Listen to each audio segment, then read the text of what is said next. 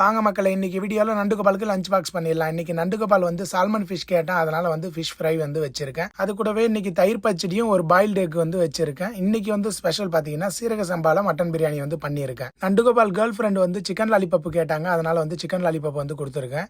இன்னைக்கு வந்து ஃபுட்டை வந்து அவங்க கூட ஷேர் பண்ணிப்பான், அதனாலே கொஞ்சம் அதிகமாக கொடுத்துருக்கேன். இன்னைக்கு கொடுக்கக்கூடிய லஞ்ச் பாக்ஸில் பார்த்தீங்கன்னா 400 கலோரிஸ் இருக்குது, ப்ரோட்டீன் வந்து 30% இருக்குது, சால்மன் ஃபிஷ்லேருந்து ஈஸியாக கிடைச்சிடுச்சு.